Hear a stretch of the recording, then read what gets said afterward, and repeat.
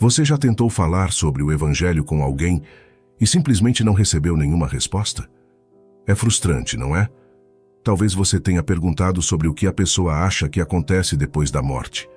Muitos não têm certeza, e alguns dizem que vão para o céu. Interessante, né? A maioria dessas pessoas não acredita na Bíblia, mas quer acreditar no céu. Então você pergunta se acreditam no inferno, já que o mesmo livro que fala do céu também menciona o inferno. A resposta é um sonoro não. Isso me fez perceber algo. As pessoas escolhem acreditar apenas no que as conforta. Creio que você conheça alguém que seja exemplo perfeito disso. Essa pessoa aceita a ideia do céu, mas rejeita o inferno. Para ela, é mais fácil acreditar em algo reconfortante do que enfrentar a dura realidade do inferno. Isso é algo que muitos fazem. Evitam pensar no que acontece com suas almas após a morte. Preferem se enterrar em ilusões confortáveis, como avestruzes que escondem a cabeça na areia diante do perigo. Essa atitude revela uma verdade perturbadora sobre a natureza humana. Queremos a recompensa sem as responsabilidades. A Bíblia diz em 2 Coríntios capítulo 4, versículo 4: O Deus desta era cegou a mente dos descrentes, para que não vejam a luz do Evangelho que exibe a glória de Cristo, que é a imagem de Deus. Satanás cega as pessoas para que não vejam a verdade completa, tanto o céu quanto o inferno. Essa negação e cegueira espiritual podem ser vistas em várias passagens bíblicas. Em João capítulo 3, versículo 19, Jesus diz: Este é o julgamento. A luz veio ao mundo, mas os homens amaram as trevas e não a luz, porque as suas obras eram más. As pessoas preferem as trevas, porque a luz expõe suas más ações, e elas não querem confrontar isso. Outro exemplo é encontrado em Mateus capítulo 7, versículos 21 a 23, onde Jesus adverte: Nem todo aquele que me diz, Senhor, Senhor, entrará no reino dos céus, mas apenas aquele que faz a vontade de meu Pai que está nos céus. Muitos me dirão naquele dia: Senhor, Senhor, não profetizamos nós em teu nome? Em teu nome não expulsamos demônios e não realizamos muitos milagres? Então eu lhes direi claramente: Nunca os conheci. Afastem-se de mim, vocês que praticam o mal. Aqui, Jesus deixa claro que não basta reconhecer sua divindade. É necessário obedecer os mandamentos do Senhor Deus. Em Lucas, capítulo 6, versículo 46, Jesus questiona: Por que vocês me chamam Senhor, Senhor e não fazem o que eu digo? Este versículo destaca a hipocrisia daqueles que querem os benefícios de seguir Jesus sem a responsabilidade de obedecer suas palavras. Essas passagens bíblicas nos mostram que a verdadeira fé em Cristo exige mais do que apenas aceitar suas promessas reconfortantes. Exige uma vida de obediência e submissão à vontade de Deus. Muitos querem o céu, mas não querem aceitar a realidade do inferno ou a necessidade de viver de acordo com os mandamentos de Deus. Como seguidores de Cristo, somos chamados a aceitar toda a verdade do Evangelho, não apenas as partes que nos confortam. Vamos refletir sobre isso e buscar viver de acordo com a vontade de Deus, reconhecendo que as recompensas divinas vêm com responsabilidades que não podemos ignorar. Muitas pessoas rejeitam a realidade do inferno porque isso exigiria um ajuste moral que elas não estão prontas para fazer. Preferem enterrar a cabeça na areia, esperando ingenuamente pelo céu e ignorando as condições estabelecidas por Deus. Viver em um mundo onde a verdade é adaptada ao conforto pessoal leva a uma letargia espiritual, onde a alma despreparada enfrenta consequências eternas. A Bíblia nos fornece várias passagens que abordam essa ignorância voluntária e a rejeição consciente da verdade. Em Romanos capítulo 1, versículos 21 a 25, Paulo escreve: Porque tendo conhecido a Deus, não o glorificaram como Deus, nem lhe renderam graças, mas os seus pensamentos tornaram-se fúteis, e os seus corações insensatos se obscureceram. Dizendo-se sábios, tornaram-se loucos e trocaram a glória do Deus imortal por imagens feitas segundo a semelhança do homem mortal, bem como de pássaros, quadrúpedes e répteis. Por isso Deus os entregou à impureza sexual, para a degradação dos seus corpos entre si. Trocaram a verdade de Deus pela mentira, e adoraram e serviram coisas e seres criados em lugar do Criador, que é bendito para sempre. Amém. Essa passagem mostra como as pessoas, conhecendo a verdade de Deus, escolheram deliberadamente trocá-la por mentiras que se ajustavam com seus desejos e confortos pessoais. Em vez de glorificar a Deus e viver de acordo com seus mandamentos, eles preferiram seguir seus próprios caminhos. Outro exemplo de ignorância voluntária está em João capítulo 3, versículos 19 a 20, onde Jesus diz: Este é o julgamento. A luz veio ao mundo, mas os homens amaram as trevas em vez da luz, porque as suas obras eram más. Quem pratica o mal odeia a luz e não se aproxima da luz, temendo que as suas obras sejam manifestas. Aqui, Jesus descreve como as pessoas evitam a luz, a verdade, porque isso exporia suas más ações. Eles preferem permanecer nas trevas, mantendo-se longe da verdade que poderia transformar suas vidas. Além disso, em Hebreus capítulo 10, versículos 26 a 27, lemos: Se continuarmos a pecar deliberadamente depois que recebemos o conhecimento da verdade, já não resta sacrifício pelos pecados, mas tão somente uma terrível expectativa de juízo e de fogo intenso que consumirá os inimigos de Deus. Este versículo ressalta a seriedade de rejeitar a verdade depois de conhecê-la, alertando sobre as terríveis consequências que aguardam aqueles que escolhem continuar no pecado. Outro exemplo é encontrado em Mateus capítulo 13, versículos 14 e 15, onde Jesus cita o profeta Isaías. Porque o coração deste povo se tornou insensível, de má vontade ouviram com seus ouvidos e fecharam os seus olhos. Se assim não fosse, poderiam ver com os olhos, ouvir com os ouvidos, entender com o coração e converter-se, e eu os curaria.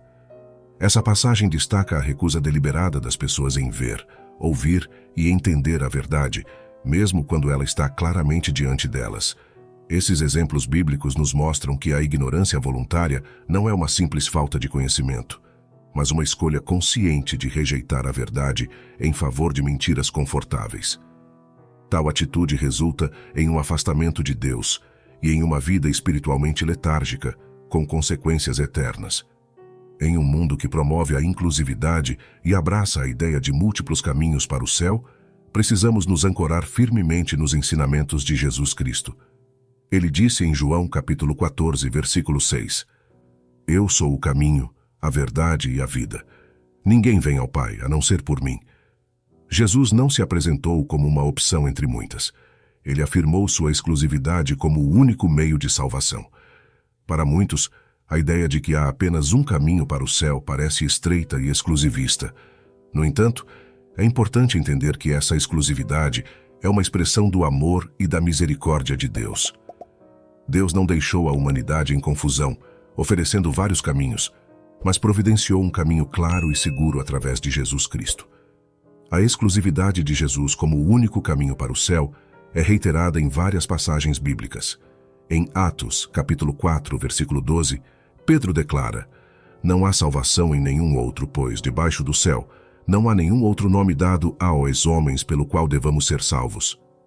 Esta declaração enfática reflete a verdade de que Jesus é o único mediador entre Deus e os homens. Além disso, em 1 Timóteo, capítulo 2, versículos 5 e 6, Paulo escreve: Pois há um só Deus e um só mediador entre Deus e os homens, o homem Cristo Jesus, que se entregou como resgate por todos. Jesus é o mediador que reconcilia a humanidade com Deus, e não há outro que possa desempenhar esse papel. A parábola da porta estreita em Mateus capítulo 7, versículos 13 e 14, também ilustra essa verdade. Entrem pela porta estreita, pois larga é a porta, e amplo o caminho que leva à destruição, e são muitos os que entram por ela. Como é estreita a porta e apertado o caminho que leva à vida, são poucos os que a encontram. Jesus usa essa parábola para destacar que o caminho para a vida eterna é exclusivo e desafiador, contrastando com o caminho fácil e popular que leva à destruição.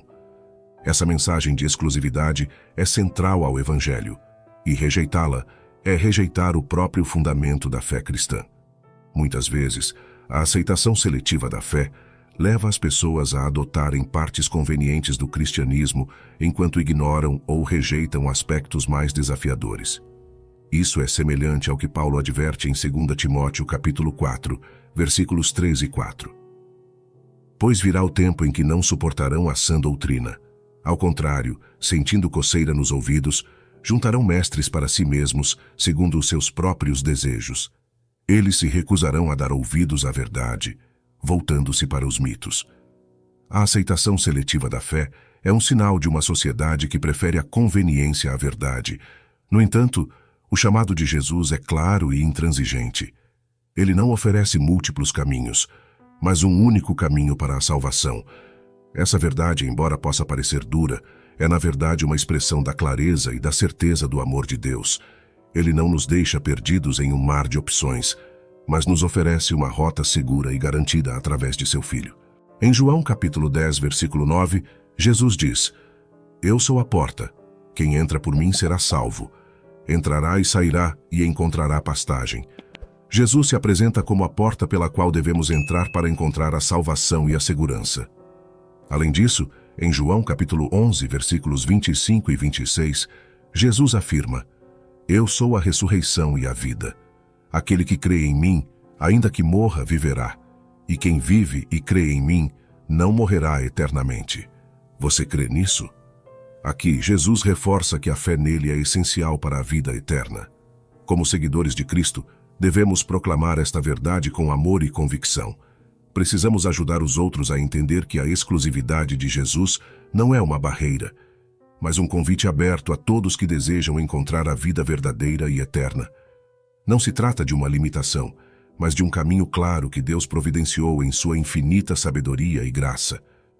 Portanto, em um mundo que valoriza a inclusividade e múltiplas opções, devemos nos firmar na verdade de que Jesus Cristo é o único caminho para o Pai. Esta é a mensagem que transforma vidas e traz esperança eterna. Ao compartilharmos essa verdade, façamos isso com clareza, compaixão e convicção, ajudando outros a encontrar o caminho que leva à vida eterna em Cristo. Quando as pessoas ouvem a mensagem do Evangelho, suas consciências são provocadas porque, no fundo, reconhecem a verdade. Elas sabem que Deus criou os céus e a terra e que Ele nos fez à sua imagem. No entanto, muitos suprimem essa verdade porque revela sua culpa, e quem quer enfrentar sua culpa? A consciência é um aspecto essencial do ser humano que Deus colocou em nós para discernir o certo do errado. Em Romanos capítulo 2, versículos 14 e 15, Paulo fala sobre isso. De fato, quando os gentios, que não têm a lei, praticam naturalmente o que a lei ordena, tornam-se lei para si mesmos, embora não possuam a lei. Pois mostram que as exigências da lei estão gravadas em seus corações, disso dando testemunho também a sua consciência e os seus pensamentos, ora acusando-os, ora defendendo-os. A consciência age como um alarme interno que soa quando estamos fora da vontade de Deus. Quando alguém ouve o Evangelho, essa consciência é ativada, lembrando a pessoa da verdade divina que está gravada em seu coração. Contudo, enfrentar essa verdade pode ser desconfortável porque nos coloca diante da nossa imperfeição e da necessidade de arrependimento. Um exemplo bíblico de consciência sendo provocada é encontrado em Ateus capítulo 24, versículo 25, quando Paulo está falando com o governador Félix. Falando ele acerca da justiça, do domínio próprio e do juízo vindouro, Félix ficou com medo e disse: Basta por enquanto, pode sair. Quando eu achar conveniente, mandarei chamá-lo de novo. Félix se sentiu desconfortável com a mensagem, porque ela confrontava sua consciência e expunha sua culpa. A mensagem do Evangelho expõe nossas falhas e nossa incapacidade de cumprir os padrões de Deus. É por isso que muitos preferem a ideia de que todos os caminhos levam ao céu. É uma crença que não os confronta. A verdade é que todos pecamos e estamos destituídos da glória de Deus, como diz em Romanos capítulo 3, versículo 23. A defesa contra a verdade é uma reação comum porque admitir a necessidade de um Salvador requer humildade e reconhecimento de nossa falha. Em João capítulo 3, versículos 19 a 20, Jesus explica: Este é o julgamento. A luz veio ao mundo, mas os homens amaram as trevas e não a luz, porque suas obras eram más. Quem pratica o mal odeia a luz e não se aproxima da luz, temendo que suas obras sejam expostas. Essa resistência à luz, à verdade, é uma tentativa de se proteger do julgamento que a mensagem do Evangelho traz. Em vez de enfrentar a verdade, muitos preferem acreditar em algo mais confortável que não desafie suas vidas e comportamentos. Outro exemplo é a reação dos fariseus perante os ensinamentos de Jesus. Em Mateus capítulo 23, versículos 27 e 28, Jesus os confronta. Ai de vocês, mestres da lei e fariseus hipócritas! Vocês são como sepulcros caiados, bonitos por fora, mas por dentro estão cheios de ossos e de todo tipo de imundície. Assim são vocês. Por fora parecem justos ao povo, mas por dentro estão cheios de hipocrisia e maldade. Os fariseus defendiam-se contra a verdade, mantendo uma fachada de justiça, mas por dentro rejeitavam a verdadeira transformação que Jesus oferecia. Essa defesa é um mecanismo de evitar a verdade dolorosa de que precisam de arrependimento e redenção. Em resumo, tanto o papel da consciência quanto a defesa contra a verdade são centrais na experiência humana em relação ao Evangelho. A consciência nos chama à verdade, enquanto a defesa contra a verdade tenta nos manter confortáveis em nossa condição atual. No entanto, é somente através da aceitação honesta da mensagem do Evangelho que podemos encontrar a verdadeira liberdade e salvação em Jesus Cristo.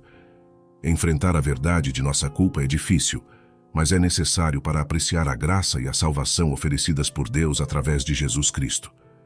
Em vez de suprimir a verdade, devemos abraçá-la e buscar redenção em Jesus, que é o caminho, a verdade e a vida.